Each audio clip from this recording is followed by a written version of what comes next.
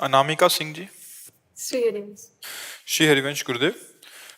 गुरुदेव, आपके बताए अनुसार परिवारजनों को भगवत भाव रखते हुए सेवा करती हूँ, फिर भी उनके प्रतिकूल व्यवहार से उनके प्रति नेगेटिव सोच आ जाती है। मैं इसके लिए इतना कर रही हूँ, बाद में इसने मेरे साथ ऐसा व्यवहार किया, उसके हृदय जलन होती है हृदय में। को हमारी जहाँ भूल होगी वहीं हृदय में जलन होगी।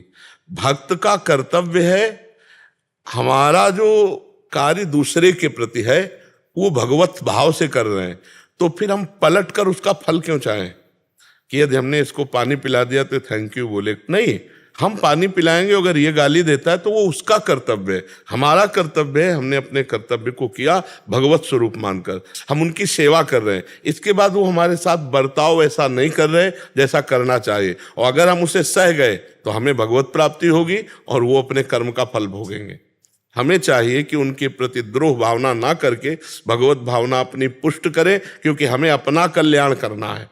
वो सुधरेंगे नहीं सुधरेंगे। जैसे बूढ़े माता पिता है ना, हमने देखा है, आप उनकी खूब सेवा करो और जब उनके पास कोई बैठेगा तो आपकी वो निंदा करेंगे कि ये लड़का जो है हमको बहुत सताता है, ऐसा है वह। अब वो जब कान में सुनेगा कि मैं इतनी सेवा करता हूं, इसके बाद निंदा, इसके बाद फिर वो ऐसी सेवा करे तो परीक्षा में पास हुआ और भगवत प्राप्ति के लिए उसको भगवान कृपा करेंगे। लेकिन गलत हो जाता है, फिर ये लगता है कि यार हम सेवा करते हो, हमारी निंदा करते हैं तो मतलब क्या रह गया? नहीं, ऐसा नहीं होना चाहिए। हम भक्त हैं, हम आध्यात्मिक हैं, हमारा सहनशीलता का भाव इतना बड़ा होना चाहिए कि कान से सुनने पर भी हमारी सेवा में कोई फर्क ना पड़ने पावे, उनके प्रति हमारा द्वेष ना बनने पावे, तभी तो हम महान आत्मा कहलाएंगे। महान आत्मा कोई कपड़े से थोड़ी होता है, महान आत्मा आचरण से होता है। तो आप अपने आचरणों में इतनी दृढ़ता लावें कि आपका कर्तव्य सही हो रहा है और उनका व्यवहार आपके प्रति गलत हो रहा है, फिर भी आप सह करके अपने पारिवारिक जनों को, पूज्य जनों को वैसे सेवा करें, तब आप भगवान की कृपा पात्र बनेंगे। रावण को समझाया विभीषण जी ने, और उसे समझाने पर ही भी विभीषण जी को लात मारी रावण ने सभा में, फिर भी हाथ जोड़कर यही कहा, तुम पितु सरिस भले मोहि मारा, राम भजे हित नाथ तुम्हारा। हे पिता के समान हो, तुमने लात मार दिया कोई बात नहीं है, लेकिन राम जी का भजन करने पर ही आपका कल्याण होगा। तब विभीषण जी के लिए भगवान शंकर बोल पड़े, उमा संत कई यही बड़ाई, मंद करत जो करे भलाई। देखो उमा, विभीषण संत है, रावण मंद कर रहा है, ये उसकी भलाई कर रहा है। तो देखो, अपने लोग अध्यात्म को श्रवण कर रहे हैं तो अपने में इतनी क्षमता बढ़ानी नाम जप के द्वारा कि हम मंगल करें, और वो अगर हमको गाली दे रहा है, अपमानित कर रहा है, तो भी हम सह करके उसका मंगल ही चाहें, अमंगल न चाहें। अपने माता पिता, सास ससुर, पति पत्नी, जो भी ये व्यवहार गृहस्थी में है, इनमें अलग अलग स्वभाव के जन हैं। हमको आध्यात्मिक शक्ति बढ़ानी पड़ेगी, सहनशील बनना पड़ेगा, नहीं तो फिर अध्यात्म को हम धारण नहीं कर पाएंगे। फिर लगे क्या सास अपनी मनमानी बोलती, पति अपनी मनमानी बोलता है, हम ही दबते चले जा रहे हैं, हम ही को सुनाते चले जा रहे हैं, तो फिर वो बात बिगड़ जाएगी। अध्यात्म में शयन को, और आपका प्रभाव पड़ेगा, एक दिन पूरा परिवार सुधरेगा। यदि आप आध्यात्मिक हैं, धर्मपूर्वक चलती हैं, तो एक दिन देख लेना पूरा परिवार। आप जब रत्नावती जी भगवत मार्ग में चली तो उनके पति ने विरोध कर दिया, अंततोगत्वा पति ने चरण छुआ था। इसमें भक्तमाल चरित्र में देख लेना, चरण छुआ था कि मैं समझ नहीं पाया आपको, आप हमारी पत्नी थी पर मैं आपको समझ नहीं पाया। तो एक दिन परिवार के लोग समझेंगे, क्योंकि आप सत्य मार्ग में चल रहे हैं, एक दिन वो आपको नमस्कार करेंगे। इसलिए उनके अभिवर्तमान के व्यवहार से हम अपने अध्यात्म को टूटने ना दें, हम अपने कर्तव्य से फिसले ना। जी। शलभ शुक्ल जी। गुरुदेव, आपके चरणों में कोटि कोटि प्रणाम। श्री हरि। भगवान, हमारी अभी दृष्टि काम में है, इसको राम में कैसे बनाया जाए महाराज जी? नाम जितना जपोगे उतना ही मन निर्मल होगा। मलिन मन में काम का अधिकार होता है और निर्मल मन में भगवान प्रकाशित होते हैं। निर्मल मन जन सो मोहि पावा, मोहि कपट छल छिद्र न भावा। निर्मलता नाम करेगा, जितना नाम जप करोगे उतने निर्मल होता जाएगा मन, जितना नाम जप करोगे उतने ज्ञान प्रकाशित होगा। जैसे दो लकड़ियों के घर्षण से अग्नि दिखाई न देने पर भी प्रकाशित हो जाती है, ऐसे जिह्वा में नाम रगड़ने से राधा राधा राधा राम राम कृष्ण कृष्ण हमारे अंदर दिव्य ज्ञान दिव्य प्रेम जागृत होता है। जितना अधिक नाम जप करेंगे उतने ही हमारे अंदर ज्ञान प्रकाशित होगा। एकादश स्कंद में भागवत में लिखा है कि जैसे भूखे व्यक्ति को एक एक कवल भोजन पाने से क्षुधा निवृत्ति तुष्टि और पुष्टि होती है, ऐसे ही एक एक नाम जप करने पर भगवान का ज्ञान स्वरूप का बोध और प्रेम ये तीनों प्राप्त होते हैं। संसार से वैराग्य होने लगेगा, भगवान का ज्ञान प्राप्त हो जाएगा और प्रेम प्राप्त हो जाएगा। तो खूब नाम जप करो, जितना अधिक नाम जप करोगे उतने ही भगवान का अपनापन जागृत होगा। मेरे प्रभु मेरे कृष्ण मेरी किशोरी जू, तो इस मेरेपन में निर्विकारता है। तो जितने विकार मेरेपन के, मैं शरीर मेरी स्त्री मेरा पुत्र मेरा परिवार मेरा ये इनसे सब व्यवहार ऐसे ही रहेगा, पर अंदर से ममता खत्म हो जाएगी। ममता प्रभु के चरणों में, सबकी ममता ताग बटोरी मम पद मन ही बांध बर डोरी, ये ज्ञान नाम जप से होगा। जितना अधिक आप नाम जप करेंगे, और हृदय तो आपका द्रवित है ही है। मान लो जैसे रुदन है ना, ये बार बार बताता है कि हमारा हृदय द्रवित हो रहा है, लुजलुजा हो रहा है हृदय।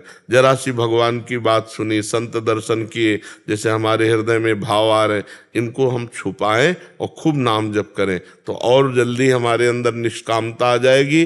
जहाँ निष्कामता आई भगवत प्रेम स्फुरित होने लगेगा। भगवत प्रेम जगा हो गया काम। प्रेम या ज्ञान दो एक जग जाए, या तो विशुद्ध ज्ञान या परम पवित्र भगवत प्रेम, बस यही दो हैं समर्थ जो माया से पूर्ण रूप से हमें पार कर देंगे। भगवान ही ज्ञान दाता है, भगवान ही प्रेम दाता है। खूब नाम जप, प्रेम मूल यह नाम है, प्रेमी रसिक जपत यह नाम, प्रेम मगन निज बन विश्राम। प्रेम की मूल जड़ क्या है? नाम। प्रेम मूल यह नाम है। जितना नाम जप करोगे उतने प्रेम प्रकाशित होता चला जाएगा। महाराज जी, उसमें पढ़ा हमने कि यद्यपि कहे गुरु 12 ही 12 समझ। हाँ, तो अपने बाल्यावस्था के कारण अज्ञान के कारण कह रहे मैं समझ नहीं पाया, तो गुरुदेव तो बार बार समझा रहे लेकिन मैं समझ, तो वो भगवान की लीला चरित्रों का विषय है। लेकिन यहाँ नाम जप के लिए तो कुछ समझने की जरूरत ही नहीं है। राधा राधा राधा राधा राधा राधा सब समझ अपने आप आ जाएगी। वहां तो लीला चरित्र के लिए कह रहे हैं कि बार बार गुरुदेव ने मुझे समझाया भगवान की लीला चरित्रों का, पर हम समझ नहीं पाए अज्ञानता के कारण। तो इसमें तो समझने की जरूरत नहीं, बस पकड़ लो, नाम पकड़ लो जो दे रहे हैं, या जो प्रिय हो वो जपने लगे।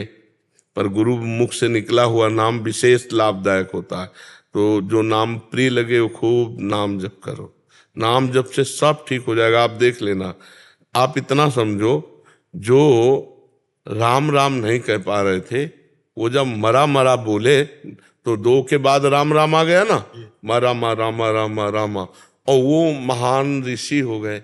जो ठीक से राम नहीं बोल पा रहे थे वो मरा मरा उल्टा नाम जपत जग जा। नाम में बड़ी सामर्थ्य है, और नाम में रुचि कम होती है।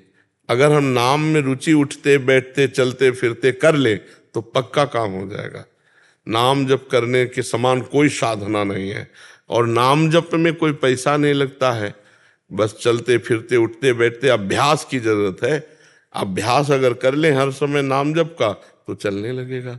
नाम को मन को पकड़ाना होता है एक बार, और ये पकड़ ले तो फिर उठते बैठते चलते फिरते खाते पीते हमारे अंदर नाम चलने लगेगा। नाम चल गया तो बस हो। जैसे हम बढ़िया जहाज में बैठ जाए तो हमको न तैरने की चिंता है न डूबने की चिंता, पार हो गए।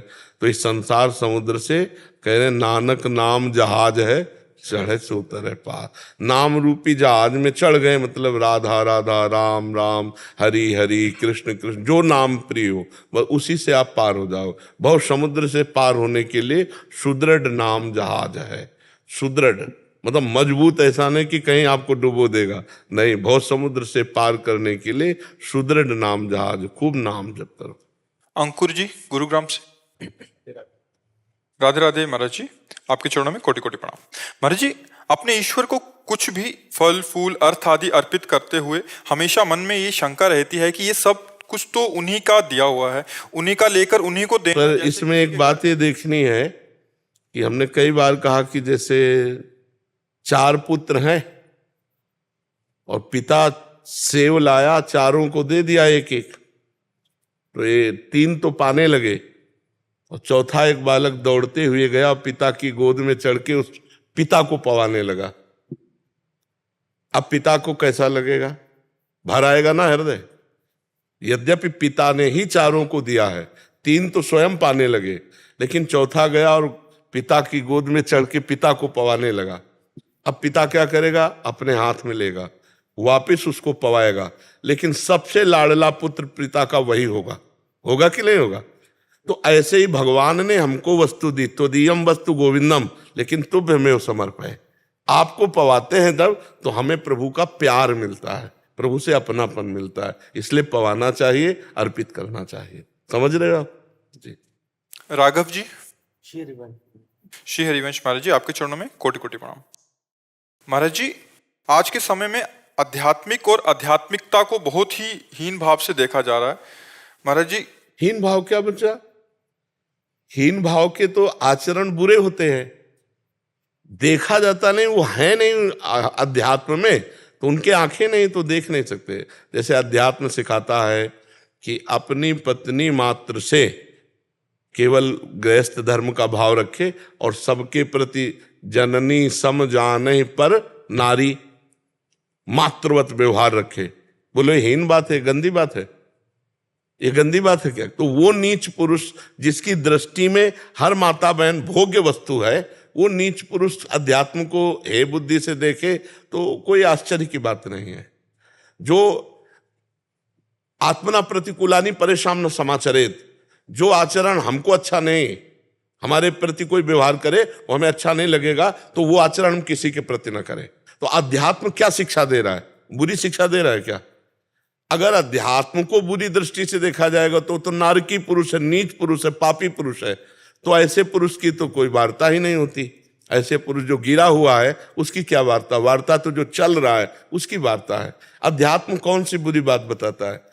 हम बैठकर यही बताते हैं कि पराई बहन बेटियों की तरफ गंदी दृष्टि से मत देखो, ब्रह्मचर्य का पालन करो, गृहस्थ में हो तो अपनी पत्नी से प्यार करो, गृहस्थ में हो तो अपने पति से प्यार करो, धर्म पूर्वक चलो, माता पिता की आज्ञा का पालन करो, रुपया पैसा अधर्म में मत खर्चा करो, नशा मत करो, व्यभिचार मत करो, गंदे आचरण मत करो, तो तुम ही सुखी रहोगे। इसमें तुम ही सुखी रहोगे। अब आप शराब नहीं पीते, गंदी बातें नहीं करते, तो जो ये गंदी बातें करते हैं पीते हैं वो आपका उपहास करेंगे, अरे बड़ा भगत बना हुआ है, तो ऐसा बोलेंगे। तो हाँ, तो आपको कोई बुरा तो नहीं कहा ना, बड़ा भगत कहा है, सम्मान तो दिया है। भगवान का दास हमको बोला कि बड़ा भगत है ये, तो बुरी बात तो नहीं कही, तो हम क्यों बुरा मान गए? बड़ा भगत बुरी बात है क्या? नहीं, बुरी बात नहीं। तो हम उसको गलत समझ रहे हैं। वो लोग कह रहे हैं देखो पीता नहीं बड़ा भगत बनता है, साधु बनता है, साधु महात्मा बनता है, तो कितनी बड़ी बात कह दी। तुम्हें पैंट शर्ट में साधु बना दिया, तुम्हें बड़ा भगत कह दिया, तो कोई बुरी बात तो है नहीं। अच्छा, उनकी जो दृष्टि है, अगर वो हमारी वाली दृष्टि आ गई तो सुधर जाएंगे कि नहीं सुधर? और सुधर रहे हैं। ऐसा नहीं कि अध्यात्म चर्चा सुन करके सुधारना हो रहा हो, हजारों भाई बहन सुधर रहे हैं, तो दृष्टि तो उनकी बदली रही है। और जिनकी नहीं बदल रही है, भगवान उन पर भी कृपा करेंगे, आज नहीं तो कल कृपा करेंगे, वो भी सुधरेंगे। हमको अध्यात्म को से चलना ही पड़े। अच्छा, अध्यात्म से नहीं चलोगे हम कह रहे हैं, और जब तुम गलत आचरण करोगे तो तुम्हारा मन बढ़ता चला जाएगा ना, तो तुम पाप करोगे, पकड़े जाओगे, जरूर पकड़े जाओगे, और फिर उसकी दुर्दशा होगी। अध्यात्म में अगर आज सुधर गए तो बढ़िया है, नहीं तो गंदे आचरण अगर प्रकाशित हो गए तो हमारी कानून व्यवस्था आपको संभाल लेगी, नहीं संभाल लेगी। तो अगर अध्यात्म की बात मान लो तो ना तो यहाँ पुलिस के डंडे खाने पड़ेंगे, और ना जेल की सजा भोगनी, और न नरक भोगने पड़ेंगे। मान लो जो पाप किए कोई नहीं जानता, तो उसका नरक हिसाब होगा। नरक जो बना है ना, वो इसी हिसाब का बना है। इसीलिए कहते हैं राधा राधा राधा राधा, भजन करो, अच्छे आचरण से चलो, तो यहाँ सम्मान नहीं मिलेगा तुम्हें मानो दुष्टों के बीच में, लेकिन ये तो जरूर है कि आपका प्रभाव रहेगा। जैसे 10 शराब पी रहे हो, आप शराब नहीं पीते हो, तो आपका प्रभाव रहेगा। वो निगेटिव वहां लेंगे वो, लेकिन आपका प्रभाव रहेगा। आप धर्म से चलेंगे तो आप सुखी रहेंगे बच्चा, यहां भी सुखी रहेंगे, वहां भी सुखी रहेंगे। अध्यात्म नीच कैसे हो सकता है? अध्यात्म तो ऊंचा उठाता है। देखो, चाहे जिस भाव से देखो बच्चा। तो अध्यात्म की जो महिमा है वो महिमा यही तो देख रहे हो ना। तो सब लोग उपहास ही करते हैं तो ऐसा तो नहीं है, अध्यात्म का सम्मान होता है। देखो ना, अध्यात्म का सम्मान होता है। जो दुष्ट प्रभाव स्वभाव वाले हैं वो भले करे, नहीं तो अध्यात्म का सदैव आदर ही होता है। आपका जहां 4 आदमी अच्छे मिलेंगे तो आपका सम्मान करेंगे, अब बुरे लोग होंगे तो उनकी दृष्टि अलग है। अध्यात्म कभी नीच नहीं हो सकता, अध्यात्म कभी किसी को नीचा नहीं देखने देगा, अध्यात्म कभी किसी की हानि नहीं होने देगा। अध्यात्म नहीं है तभी तो देखो, जिन माता पिता ने पाला उन्हीं माता पिता को तुम गाली दे रहे हो, थप्पड़ मार रहे हो, उन्हीं को तुम घर से निकाल रहे हो, वयोवृद्ध होने जिनको भगवान की तरह पूजना चाहिए। तो आज हमारे बहुत से नौजवान हैं ऐसे जो सुन करके सुधर रहे हैं, सुन करके अध्यात्म सुधर रहे हैं। अगर आप सुधरे तो आप एक दो को सुधार सकते हो, एक दो मित्र आपके हो सकते हैं जो सतोगुणी स्वभाव के हों। तो हमें लगता है एक एक हम सुधरे तो हम बहुत सुधार कर सकते हैं। तो अध्यात्म कभी नीच नहीं हो सकता। नीच कहने वाला भी एक दिन अध्यात्म की कृपा होगी वो सुधरेगा, पक्का सुधरेगा जी। राजेंद्र जी। राधे राधे। राधे राधे महाराज जी, आपके चरणों में कोटि कोटि प्रणाम। महाराज जी, शरीर को नष्ट करना पाप है, पर प्रेम विवशता विरह कोई सहन नहीं कर पाए और सब त्याग करके प्राण त्याग दे तो क्या अपराध या पाप है क्या? हाँ, क्योंकि हमारी वस्तु नहीं है तो हम उसको कैसे नष्ट कर सकते हैं? हमारी वस्तु नहीं है। प्रेम विरह हृदय का विरह होता है, लेकिन उस प्रेम विरह में ये बात ध्यान देखनी कि अपना प्रीतम हर समय सामने रहता है। जब विरह होता है किसी, हम वो विरह किसी संसारी स्त्री के लिए हो या संसारी पुरुष के लिए, तो आप देखोगे वो आपके सामने रहेगा। फिर परमात्मा के लिए तो जीवन धन्य हो जाए। तो उसमें विरह विकलता होती है। उद्धव जी यही समझाने आए थे गोपीजनों को कि गोपीजन श्री कृष्ण विरह में विकल रुदन कर रहे हैं। तो एक दिन श्री कृष्ण चंद्र जो रो रहे थे मथुरा में, तो उद्धव जी ने कहा प्रभु आपके आंसू देखकर मुझे सहन नहीं होता। तो उन्होंने कहा गोपियों के आंसू रुकवा दो तो मेरे रुक जाएंगे, वहां गोपी रो रही हैं इसलिए मेरे को रुदन आ रहा। तो उद्धव जी समझाने आए, तो उन्होंने कहा तुम क्या समझते हो, श्री कृष्ण हमसे दूर है? अरे मेरी आंखों में, मेरे रोम रोम में, मेरे हर समय साथ श्री कृष्ण रहते हैं। विरही के नेत्रों में, विरही के हृदय में, विरही के रोम रोम में प्रीतम रहता है, तो उसका तो जीवन प्रीतममय होता है। अगर ऐसा होता तो सब गोपियां प्राण त्याग देती, लेकिन एक भी गोपी ने प्राण तो नहीं त्यागा ना। भगवान के प्रेम में, विरह में वो रो करके रुदन करते हुए कभी उनके साथ खेल रहे, कभी हंस रहे। यही दशा देख करके तो उद्धव जी चरणों में लौट गए कि जो प्रेम की ऊंची दशा, कभी मिलन कभी विरह, कभी मिलन कभी विरह, कभी विरह कभी मिलन, ये दशा गोपी जनों की देखी। तो उन्होंने यही मांगा कि मुझे ब्रज की कोई घास लता औषधि बना दी जाए जिससे इन गोपियों की चरण धूल हमारे ऊपर पड़े। वो दशा होती है, मरता नहीं। मतलब प्राणों में इतनी व्याकुलता अपने प्रीतम के लिए होती है भयानक। जो मैं ऐसा जानती प्रीति किए दुख होए, नगर ढिंडोरा पीटती अजी प्रीति न करियो कोई। लेकिन उस प्रीति में जो दुख है, उसमें जो सुख है वो ब्रह्मा को भी नहीं है, समझना। प्रीति के दुख में जो सुख है वो ब्रह्मा को भी नहीं है। तो मिलन के सुख में जो दशा होती होगी उसका वर्णन कैसे करें? तो हम जिसकी प्रीति में, विरह में होते हैं, वो नेत्रों में बसा होता है। पी मूर्ति नयनन बसे तेहि रस रहाय समाय। हे प्यारे कब मिलोगे, हृदय तड़प रहा है। तो इस तड़पन में जो आनंद है, इस तड़पन, उसी आनंद के कारण शरीर नहीं छूटता। नहीं तो शरीर कब का छूट जाए, प्रेमी का शरीर विराग्न में कब जल जाए। पर वो जो आनंद है तड़पने में, वो मिलेंगे तो फिर उनको देखेंगे, फिर उनसे ऐसे बात करेंगे, फिर ऐसे वो उसी में डूबा हुआ काट रहा है। पर एक एक मिनट बार बार उसको लग रहा है आज घड़ी लेट चल रही क्या, इसे रफ्तार से चलना चाहिए, जल्दी से 1 घंटा हो जाए और हम मिल ले जाकर। ऐसे अपने प्रीतम के लिए वो तड़पता रहता है। इसी तड़पन के लिए तो भगवान ने गोपी जनों से कहा कि मैं तुम्हारा ऋणी हूं, मैं तुम्हारा ऋणी हूं। भगवान ने कह दिया कि मैं तुम्हारे प्रेम को नहीं चुका सकता। जो तुम मेरे लिए तड़पना, मेरे लिए रोना, वो तड़पन, वो रुदन अजित भगवान को ऋणी बना दिया, सर्वलोक महेश्वर भगवान को ऋणी बना दिया। तो शरीर को नष्ट करना ये कहीं भी किसी भी प्रेमी के जीवन में नहीं पाया गया। उसको शरीर से मतलब ही नहीं रहता। वो अपने प्रीतम में तड़पता रहता, शरीर का अपनापन खत्म हो जाता है। शरीर की जैसी भी परिस्थिति है उसको सहा जाता है, और प्रभु के लिए, जब प्रभु के विधान से शरीर छूटता है अपने आप, तो उसे भगवत प्राप्ति होती है। नहीं, अगर कोई जबरदस्ती शरीर छोड़े तो आत्म कहा जाएगा, और आत्म करने वाला लोक और परलोक में दोनों जगह निंदनीय माना जाता है।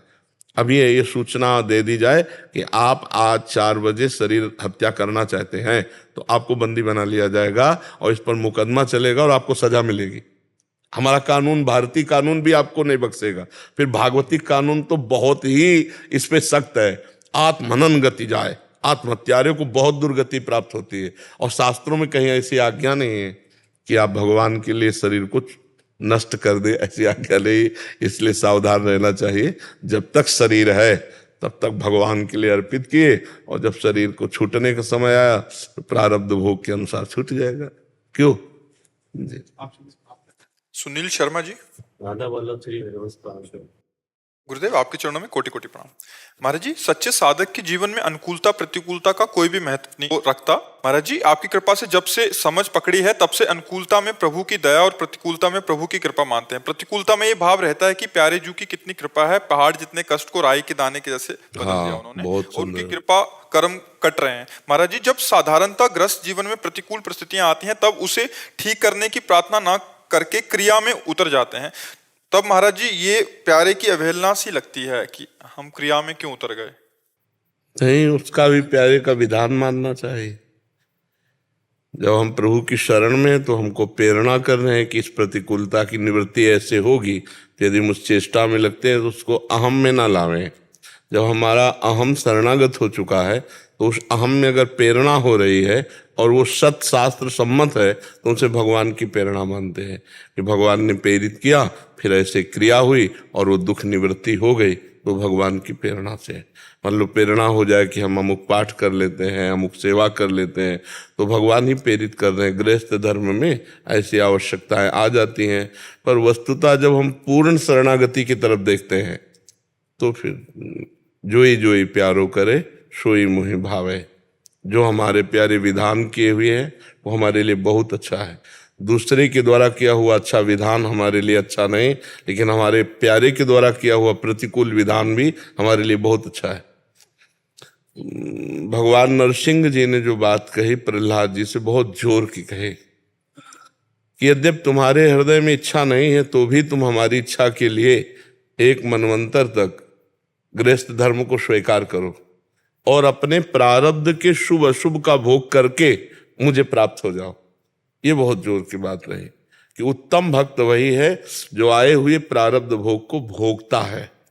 अब अगर उसकी निवृत्ति प्रभु कराते हैं, अब जैसे रोग रूप से प्रभु आए तो औषधि रूप से पूजा उनकी हुई, वो हम नहीं चाहते लेकिन हमें करना पड़ेगा। तो भगवत सेवा बन रही, गुरु आज्ञा का पालन हो रहा कि रोग रूप से भगवान आए, औषधि रूप से उसकी पूजा करो। इसमें हम कहीं नहीं है। तो क्योंकि अब शरीर तुम्हारा नहीं, मन तुम्हारा नहीं, प्राण तुम्हारे नहीं, सब कुछ प्रभु का है, तो जब तक जैसे सुरक्षित रखना चाहते हैं आपको प्रेरणा कर देंगे। तो उसमें अपना बचाव पक्ष ला करके मैं कहीं न खड़ा होने पावे, उसमें प्रभु को ही माने हम, तो बात बन जाएगी। अब जैसे हमारे द्वारा कोई गलत काम हो जाता है तो हम उस पर पश्चाताप करते हैं कि क्या अभी हमारी शरणागति में ये हिस्सा बकाया रह गया क्या? यदि प्रभु का अधिकार होता तो काम का अधिकार कैसे हो गया, क्रोध का अधिकार कैसे हो गया, लोभ का अधिकार, उस पर हम चिंतन करते हैं क्या ये क्षेत्र अभी बकाया रह गया है प्रभु की शरणागति से। और बार बार प्रभु से प्रार्थना करते हैं कि प्रभु संपूर्ण हृदय आपके चरणों में अर्पित हो। अब आप देख लीजिए, आज शरणागति सत्संग सुन रहे थे ना प्रारंभ में, तो वो हृदय की बात करते हैं। कभी कभी हृदय के उद्गार प्रकट करते हैं कि जीव के सामने कुछ परिस्थितियां ऐसी आती हैं जिसमें वो अहंकार उसका चूर चूर हो जाए, वो भगवान की शरण में हो जाए। नहीं तो जीव अहंकार को पकड़े रहता है, मैं को पकड़े रहता है, कर्ता भाव बना रहता है। ये कर्ता भाव तभी जाएगा जब पूर्ण रूप से हम ऐसे हो जाएंगे श्री जी के शरणागत, तो फिर श्री जी सब संभाल लेते हैं, प्रभु सब संभाल लेते हैं।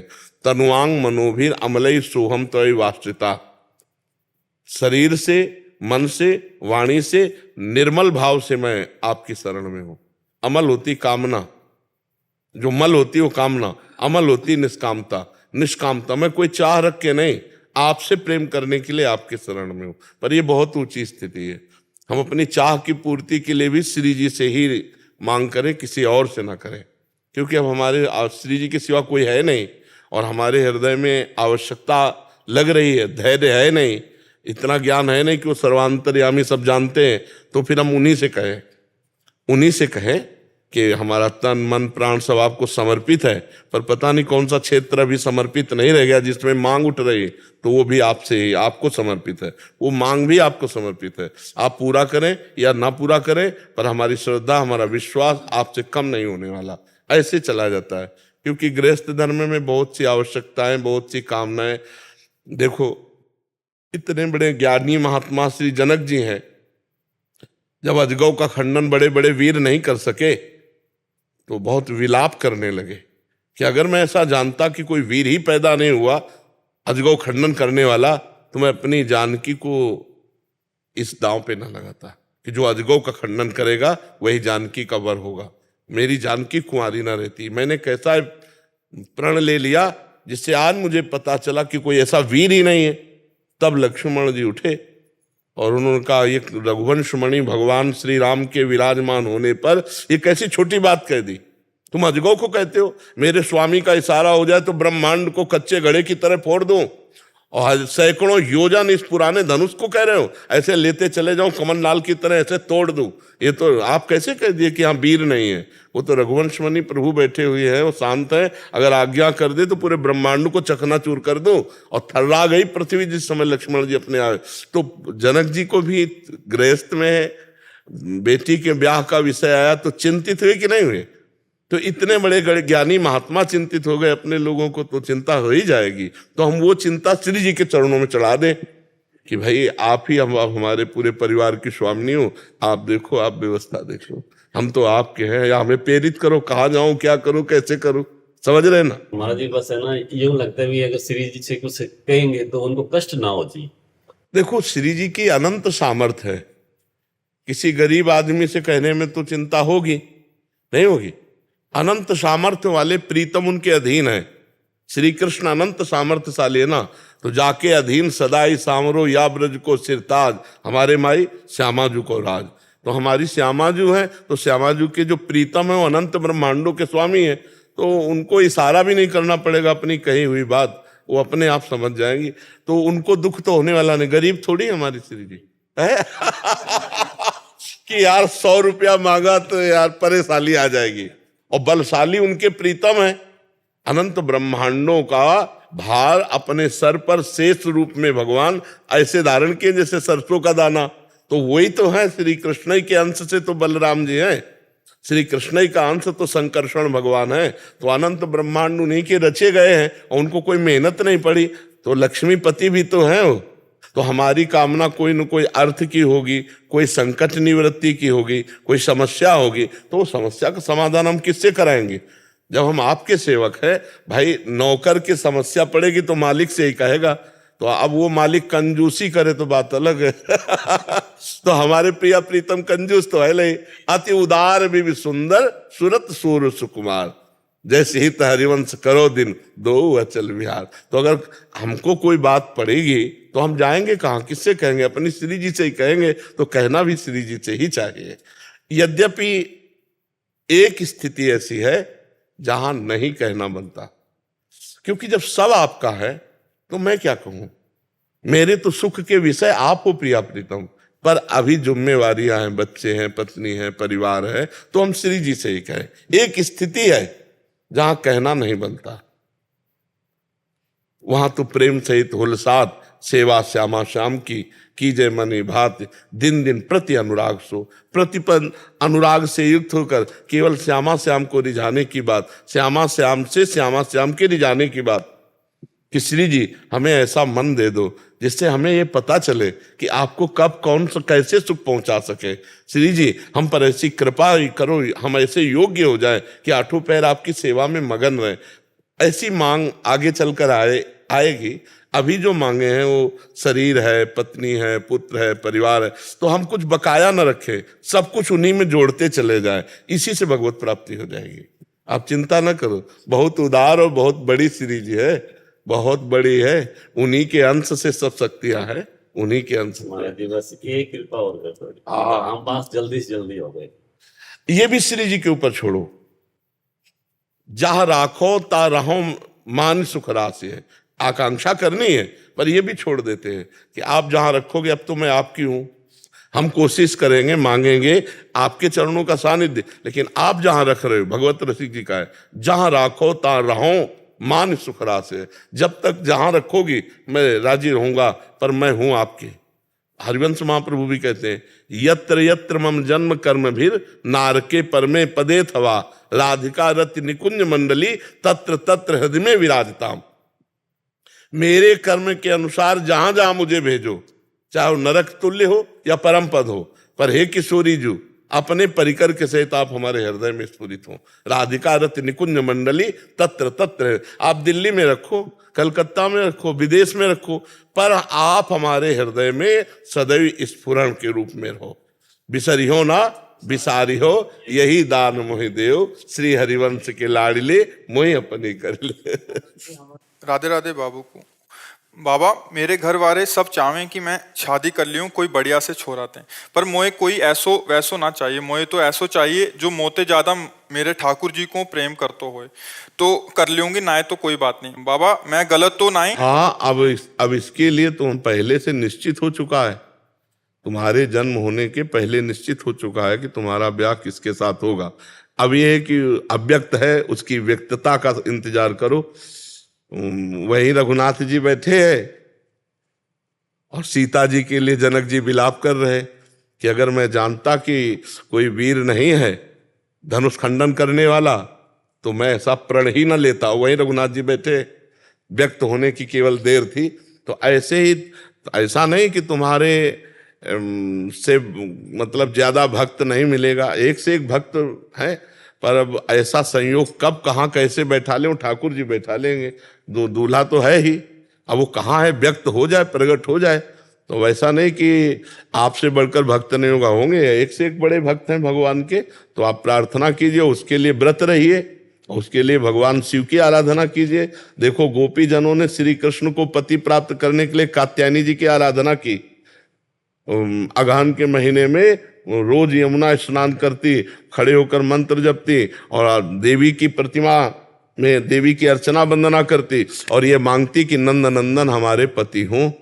तो देवी जी कृपा की, कात्यायनी जी, और नंद नंदन उनको मिले, भगवान उनको पति रूप में कांत रूप से मिले। तो आप प्रार्थना करो, उपवास करो कि कोई भगवान का ऐसा भक्त मिले जो मुझे भगवान की भक्ति करावे और अपना गृहस्थ धर्म में भी रहे। लेकिन इसके लिए साधना करो, और निश्चित तो पहले से हो चुका है, जन्म के पहले ही शरीर जब रचना होती ला तो लिख जाता है कौन पति मिलेगा, कितने दिनों बाद कौन सी घटना घटेगी शरीर में, ये पहले से लिख चुका है।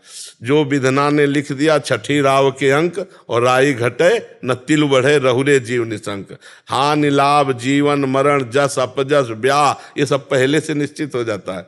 अब वो ब्याह वाला समय, आप तो सात्विक हैं, भगत हैं, नहीं अब तो चल गया है वो बॉयफ्रेंड गर्लफ्रेंड, तो ये लिखा पढ़ी वाला नहीं है, ये बेविचार है, ये पाप कर्म है, खुला पाप कर्म हो रहा है। ये जो बॉयफ्रेंड ब्रेकअप, फिर फ्रेंड ब्रेकअप, ये क्या है? तो ये धर्म विरुद्ध आचरण है। तो आप बच्चा भगवान से प्रार्थना करो, शिव पार्वती से, कि वो आपके अनुकूल वर दें, आराधना करो। सीता जी ने भी देवी जी की आराधना की थी, तो आशीर्वाद दिया था, मनुजा हिराच्यो मिले सोबर सहज सुंदर सावरो, करुणा निधान सुजान शील सलेह जानत रावरो। अंबाजी आशीर्वाद दे, मनुजा हिराच्यो मिली सोबर सहज सुंदर सावरो। करुणा निधान भगवान ही तो थे, तो भगवान उनको पति रूप में प्राप्त हुए। तो आप भी आराधना करो, आराधना से सब काम सफल होते हैं जी। सुनीता जी सूरत से, गुरुदेव आपके चरणों में प्रणाम। महाराज जी, परमार्थ के लिए हमारा क्या पुरुषार्थ हो जो पुराने प्रारब्ध के बंधन कट जाएं, और भक्ति मार्ग पर हमारी दिनचर्या के क्या नियम होने चाहिए इसमें? पहली बात तो समस्त पुरुषार्थों का परम पुरुषार्थ भगवान का नाम है। हम जितना नाम जप करेंगे उतना ही वो हमारे प्रारब्ध को भोगने की सामर्थ्य देगा, और पीछे के संचित कर्मों को भस्म करेगा, और क्रियमाण पवित्र हो ऐसा हमको ज्ञान देगा। नाम जप करने से। जितना हम नाम जप करेंगे, और सबसे ज्यादा कमी यही है कि नाम जप नहीं होता, और सब प्रपंच हो सकता है और सब हो सकता है, लेकिन घंटा 2 घंटा एक तार नाम जप देखो, आप करके देखो। सबसे कठिन काम है, मानो हम आपको बोल रहे हैं राधा, अब आप 2 घंटे 24 घंटे में दीजिए कि जिसमें राधा नाम का विस्मरण न हो। एक तार राधा नाम चलाओ, राधा राधा राधा राधा राधा राधा, 2 घंटे। दिमाग तुम्हारा देखो ना कैसा तुम्हारा दिमाग हो जाए। बिना संयम के आप ऐसा नहीं कर सकते। आपका ब्रह्मचर्य ठीक होना चाहिए, आपका आहार ठीक होना चाहिए, आपके व्यवहार ठीक होने चाहिए, तभी आपके नाम में रुचि होगी। यदि शरीर पवित्र नहीं, विचार पवित्र नहीं, तो फिर भजन कैसे हो जाएगा? भजन परम पवित्र है। भोजन सुधार, अब आजकल लोग भोजन पर सुधार की दृष्टि क्या पशुता सी चल गई है, कैसे भी पेट भरे, स्वाद के लिए वो कहीं भी खा सकते हैं। ये नहीं देखा जा रहा है कौन बना रहा है, कैसे बना रहा है, कितना अपवित्र है, कैसे है। और वो बस गरम गरम, जहाँ स्वाद वाली बात ना, तो सब होटल का पसंद करने लगे। अब होटल का भोजन, हम कहते हैं पेट भले भर जाए, लेकिन ना वो स्वास्थ्य वर्धक है और ना वो बुद्धि शुद्ध रहने देगा, आपकी बुद्धि को भ्रष्ट करेगा। क्योंकि बनाने वाले किस भाव के हैं, बनाने वाले कैसी पवित्रता रखते हैं। भोजन, अब आपके सामने तो फ्राई करके दाल आ गई, अब वो 5 दिन से उबली वहीं रखी, फ्रिज में 5 दिन से उबली है, और 5 दिन से जो गया उसको फ्राई करके दिया है, वो आपके लिए स्वास्थ्य के लिए भी ठीक नहीं। तो भक्ति करने के लिए, परमार्थ के लिए आहार शुद्धि, भोजन शुद्ध होना चाहिए, आपका देखना ठीक होना चाहिए। हम पूरी भक्ति की मूल जड़ आपको बता रहे हैं। अगर आपका देखना सही नहीं है, मान लो आप टीवी देखते हैं, टीवी में गंदी बातें, मोबाइल में देखते हैं, लैपटॉप में गंदी बातें देखते हैं, तो आप भूल जाओ कि आप भक्ति करोगे, भक्ति नहीं होगी, भजन नहीं होगा, चिंतन वही चलेगा जो हम देखते हैं। आप गंदी बातें सुनते हैं, आप गंदी बातें बोलते हैं, तो आपका विचार भी गंदा ही रहेगा। देखना, सुनना, बोलना, भक्ति में 3 का बहुत बड़ा प्रभाव है। कथन, श्रवण, सुमिरन, सेवन, चित लावही, अर्चन, बंदन, अरुदासन, तन सख्य और आत्मा समर्पण, यह 9 लक्षण भक्ति बढ़ाई, तब 3 प्रेम लक्षण आ पाई। फिर प्रेम का जागरण होता है, पहले हमारा श्रवण ठीक हो। इसीलिए महाप्रभु हरिवंश चंद्र जो 3 बातों को कह रहे, रसना कटो जो अन रटो, निरख अन फुटो नयन, श्रवण फुटो जो अन सुनो श्री राधा जस बहन। हमारी जबान कट जाए जो प्रियालाल के सिवा कुछ बोले, नेत्र फूट जाए जो प्रियालाल के सिवा कुछ देखे, कान हमारे फूट जाए जो प्रियालाल के सिवा कुछ सुने। अब मोबाइल में बहुत सब प्रपंच भरा हुआ संसार का, जो लोग मोबाइल का प्रयोग दुरुपयोग कर रहे हैं, गंदी बातें देख रहे हैं, गंदी बातें सुन रहे हैं, वही गंदी बातें विचार में आएंगी, वही चेष्टा होगी, भक्ति क्या बनेगी? नाटक हो जाएगा, भक्ति का नाटक हो जाएगा। इसलिए देखना, सुनना, बोलना, इस पर संयम लाओ। खाना और पीना, इस पर संयम लाओ। उठना बैठना, किसके साथ बैठ रहे हो, क्या व्यवहार है। अगर कुसंग है तो सत्संग का सेवन करो, कुसंग का त्याग करो, तब आपके अंदर भाव पवित्र होंगे। नाम जब करोगे तो परमार्थ की पुष्टता आएगी, और भगवान की भक्ति खूब लीला कथा सुनने से, भगवान की लीला कथा का गायन करने से, भगवान की सेवा करने से, अर्चना, वंदना, साष्टांग दंडवत और उनका नाम कीर्तन करने से, इससे भक्ति पुष्ट हो जाती है। अगर हमारा ये आचरण शुद्ध ना हुआ तो नौटंकी हो सकती है भक्ति की, नाटक हो सकती है भक्ति की, दम्भ पाखंड हो सकता है, लेकिन वो भक्ति नहीं होगी जिससे हमारे अंदर आनंद आवे। और जब तक आनंद नहीं आएगा तब तक पाप कर्म रुक नहीं सकता, ये ध्यान रखना। बिना हृदय के आनंद के हमारे बाहरी जो पाप कर्म है वो नहीं रुक पाएंगे। वो मतलब केवल बातें बनाना होगा, शुद्ध भक्ति नहीं होगी। इसलिए आहार शुद्ध करो, खान पान, व्यवहार शुद्ध करो, ऐसे लोगों का संग त्याग करो। और मोबाइल सबके पास रहता है, इसलिए इसका नाम लिया है, इसका दुरुपयोग मत करो। इससे सत्संग सुनो, इससे अच्छी बात करो।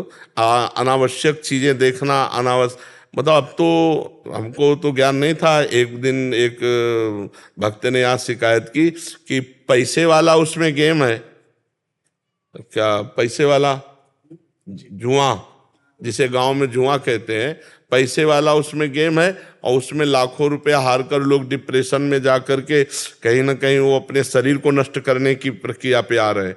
तो क्यों गलत प्रयोग करते हो? मोबाइल से अच्छा प्रयोग होता है। देखो, मोबाइल ना होता तो आप यहाँ ना आते।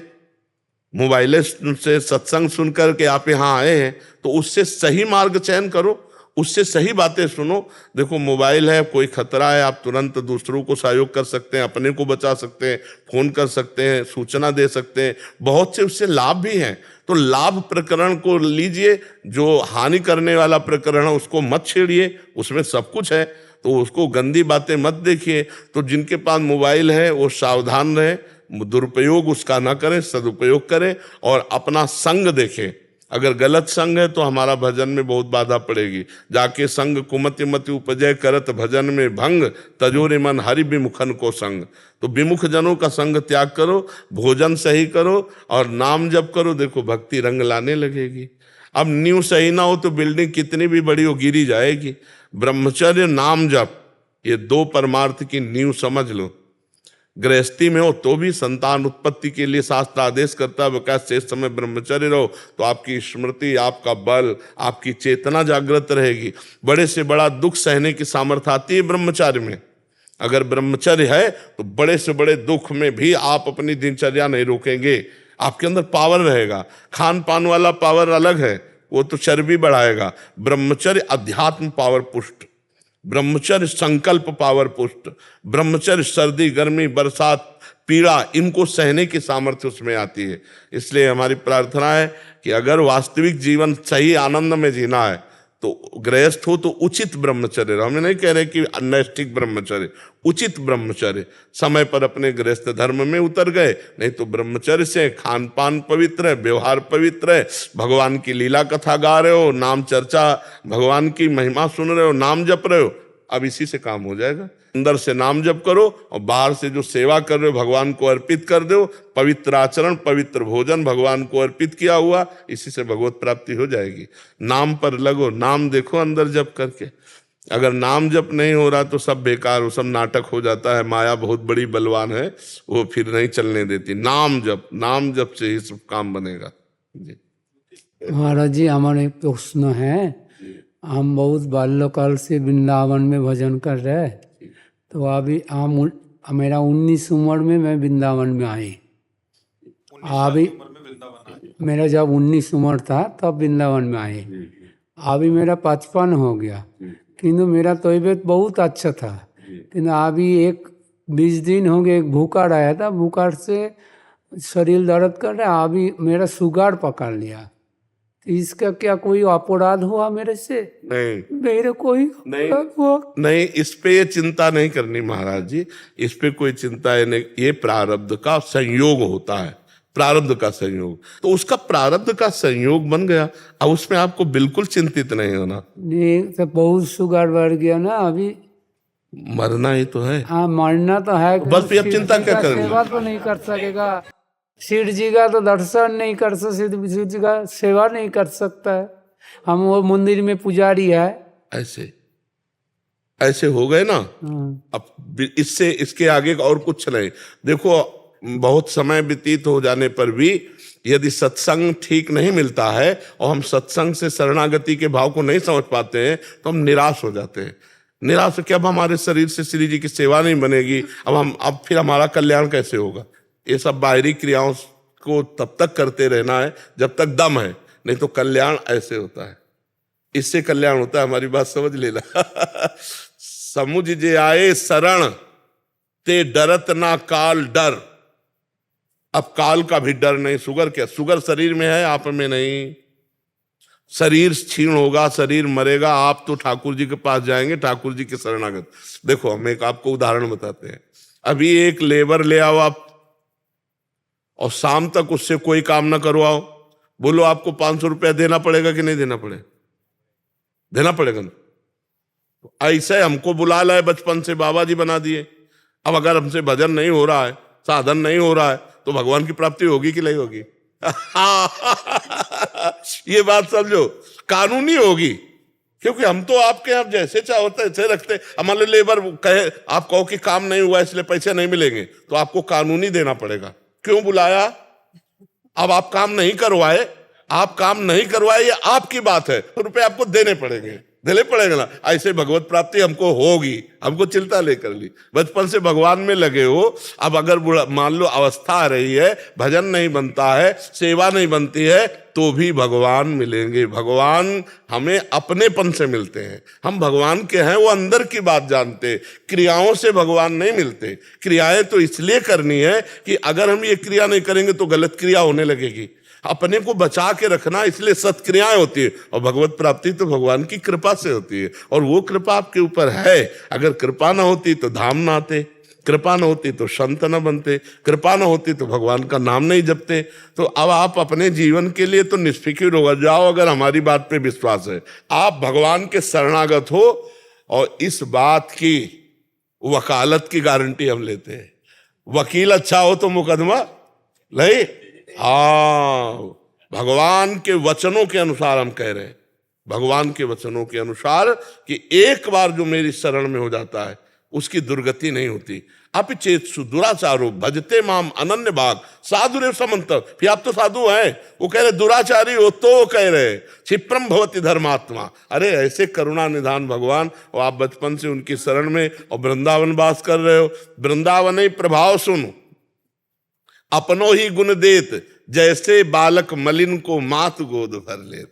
अब भी भगवत प्राप्ति की चिंता थोड़ी नहीं, आप धामवासी हैं, आप प्रभु की शरण में हैं, आप प्रभु के नाम जापक हैं, प्रभु के हैं। आपको प्रभु नहीं मिलेंगे तो हम तो फिर समझ लो लाखों को विश्वास दिलाते हैं कि तुम्हें भगवत प्राप्ति हो जाएगी, फिर तो सब झूठे हो जाए। नहीं, बिल्कुल हम कह रहे हैं मुकदमा अगर कमजोर हो और वकील बढ़िया हो तो जीत जाएंगे आप। हाँ, तो हम वकालत के लिए तैयार है, आप चिंता मत कर। ठाकुर जी की शरण में हो, ठाकुर जी नहीं मिलेंगे। अब आपका, और ये तो शरीर देखो, और बात समझो कि वैसे तो सबको प्राय परेशानियां रहती हैं, पर संतों को ज्यादा होती है। क्यों? क्योंकि वो अनंत जन्मों का रजिस्टर अब इस जन्म में फटेगा। अब भगवान की जब प्राप्ति होगी तो अनंत जन्मों का है, तो जहां 1 किलो है वहां 1 ग्राम भले मिले, लेकिन वो भगवान भुगता के और निपटा देते हैं। इसको मरना है, ये मरेगा। हमको श्री जी के पास जाना है, वो श्री जी के पास हम आए, हम अपनी श्री जी के पास है, जाना ले है। तो इसलिए हम आनंदित रहते हैं। तो आप आनंदित रहो, आप भगवत स्वरूप हो, आप चिंता मत करो। जो बन जाए ठाकुर सेवा करो, ने पैर फैला के उनके भरोसे पड़े रहो। ले काहू के बल भजन को, काहू के आचार, और व्यास भरोसे कुंवर के, सोवत पांव पसार। तुम्हारी गरज हो तो हमें अपने पास बुला लेना, नहीं फिर जन्म लेंगे, फिर हरि बोलेंगे, फिर राधा बोलेंगे, है ना। अगर आपको लगे तो बुला लेना, नहीं तो देखो हमारे पास स्टॉक है भजन का। हम अगर जन्मेंगे ना तो उसी स्टॉक के ऊपर से चलेगा। अब हमको ऐसा तो नहीं होना कि सुअर कुत्ता बनना है, पक्का नहीं, क्योंकि हमारे पास राधा नाम है, कृष्ण नाम है, हरि नाम है। अगर आप जन्म भी देंगे तो वैसा जन्म होगा, कुलवान ऋषि कुलों में, भजन करने वालों के कुलों में, और जन्म से भजन होगा, और फिर हम आपको घेरेंगे। आप बचोगे तो है नहीं, क्योंकि अविनाशी हम हैं, शरीर छूटते रहेंगे, और हम भजन करके फिर आपको पकड़ेंगे, जाओगे कहाँ? वैसे तो इसी जन्म में धाम मत छोड़ना। नहीं, धाम तो नहीं चलेगा, बस फिर हमारा जन्म भी नवद्वीप में है। हाँ, अरे आप भगवत, हाँ भगवत पार्षद, धाम न छोड़ना। नहीं, खंड खंड हो जाए तन, अंग अंग सतटूक, वृंदावन ने छाड़ीबो है बड़ी चूक। इसी रज में जब प्राण छूटेंगे तो किशोरी जी लेने आएंगी। उन्हीं के घर में शरीर छूट रहा है तो वो अपनी सखियों के साथ लेने आएंगी। और इसलिए चिंता न करो, खूब आनंदित रहो। आप तो भगवान के पार्षद हो, बस हमारी बात पर विश्वास कर लीजिए प्रभु। हाँ, देखो भाव में डूब गए तो प्रभु का जन है तब। उनके सिवा कोई है नहीं अपने लोगों का। तो बहुत आनंद आया, बहुत आनंद आया। आप निश्चिंत रहिए, निर्भय रहिए, बिल्कुल प्रभु बड़ी कृपा किए हुए। आप तो कृपा स्वरूप हो महाराज, आप कृपा स्वरूप हो, परम पवित्र हो, बचपन से भगवान के चरणों में लगे, अकिंचन। अच्छा, कोई यश कीर्ति नहीं, यश कीर्ति में बंटवारा होता है, प्रणाम नमस्कार रुपया पैसा खान पान सब, एक अकिंचन जीवन व्यतीत किया है तो परम धनी हो, प्रभु के नाम के धनी हो। अब प्रभु जाएंगे कहाँ हो, तो आएंगे, मिलेंगे ही, आप निश्चिंत रहिए जी।